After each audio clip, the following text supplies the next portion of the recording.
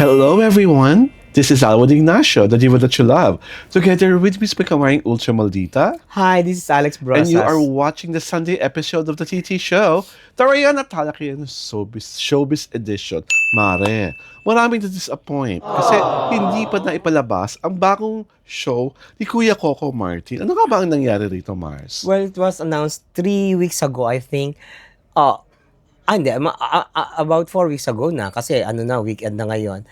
It was announced 4 weeks ago na a new series will replace Batang Quiapo. Yes. A series that will star Julia Montes and Coco Martin. The real-life lovers, Julia and Coco. Okay. But this time around, it will be episodic. Parang 1 week, Isang kwento lang.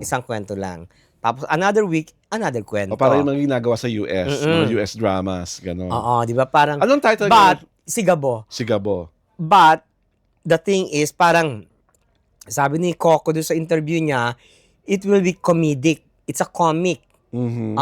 Pero may action, may Pero basically, it's very light. Oo, hindi kasing bigat ng Batang Quiapo at ng FPJs A complete deviation from the previous action, from his 2 TV hits. Series na, Diyos ko, talagang slambang action, di ba? Talagang walang patumangga. Now, what happened? Ba't hindi napalabas? Biglang nag-announce ang ABS-CBN that it will not push through as scheduled. Which is, ang dahilan ay? Ano official statement about it? Walang sinabing Wala dahilan. Official statement. Pero one interview, si Coco, sinabi niya ang dahilan.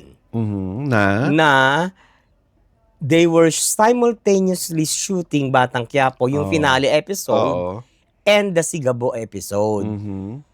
So, nangarag ang production crew. Okay. So, sabi ni Coco, humingi ng break yung production crew kasi hirap na hirap, di ba? Ang katawang lupa nila hindi na kinaya. Bumigay. Bumigay na. So, sabi niya, magpapahinga lang kami, but we will be back. How long is the pahinga? Walang inano eh. It was not stated how long will the pahinga be. Di ba? Parang walang ganon. Okay. So what will happen to the programming? Ang programming na-elevate sa first time slot ng prime time, yung show ni Kim Cho tsaka ni Paolo Abilino, yung The Alibi. We're going to talk about, anong sunod doon? Kasi nawala yung kay Coco. Wala pa. Hindi, meron eh. Pero I'm not familiar with basta yun lang ang meron pang yung third and fourth yata parang K-pop series ba yun? Parang ganon. Okay. Parang meron pang What Lies Beneath eh. Na-extend yun, di ba? Na-extend for another So para magkakaroon ng mga K-pop dramas na canned. Yun muna.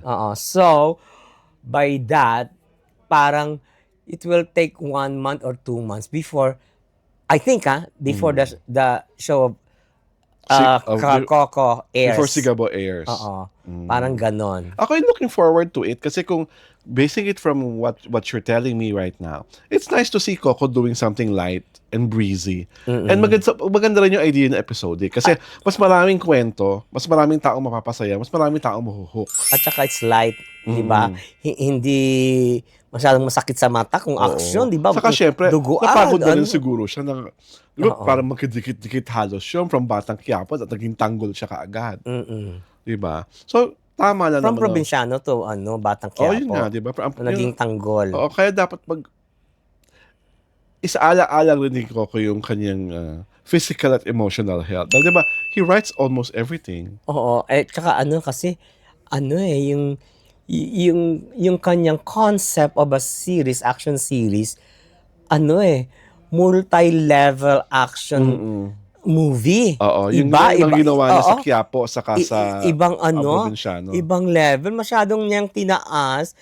He so up the ante na parang siya rin ang kakalabanin niyang sarili niya. Para maski siya nahirapan. Although, I read a comment by dear director, sa director Roman Perez on Facebook, parang halata raw minadali yung ending. Parang pwede pang i-push. Parang mas maganda kung another week pa Mm-mm. para maayos yung mga resolutions. Yung That mga was result. the reaction of Direk Perez. Oo, Direk Roman Perez. Mm-mm. For him, parang kitang-kita mo yung minerali. Parang nag-cram. Oo, nag-cram. Mm-mm. Parang hindi nabigyan ng hustisya yung tamang, parang hindi tama yung pagtatapos ng Batang Quiapo. That's his opinion. And I respect him because he's a very good director as well. Ay, tawag dito, that's why things are. Kasi they were they were, they were running out of time, 'di ba? Kasi may programming na kasi na susundin Oo, 'di ba? Ang actually the fault of Coco, kung masasabing fault niya is pinagsabay niya. Oo, yung pagsushoot. Yung pagsushoot na, eto finale episode ng Oo. tapos eto yung start Kunyari, ng MWF Batang Oo. Quiapo, TTHS, Siyempre Sigabo. yung bibigay talaga. Oo. Yung team, di ba? Too late to realize. Yan ang nangyari. Well, Kaya ngayon, knowing Coco and his team, pag pinalabas niya yung Sigabo na yan, magandang-maganda yan. hindi naman hindi naman siya Hindi talaga gumagawa si Coco ng putsu-putsu. putsu-putsu. Yeah, di ba? That's something that you can trust CCM. Because Coco is already a brand. Yes. Di ba? Oo. When you say Coco, you know what to expect, Oo. you know what to see, di ba? You know what to experience. And all the people who have worked with him, lagi sinasabi, mahusay, matalino, matinong direktor. Alam niya talaga kung saan papunta yung kwentong gusto niya. Kaya lang, sometimes, katulad niya, hindi niya na-foresee Oo. na hindi pala kakayanin nung nung team niya. Well, tao lang naman silang lahat. Oo.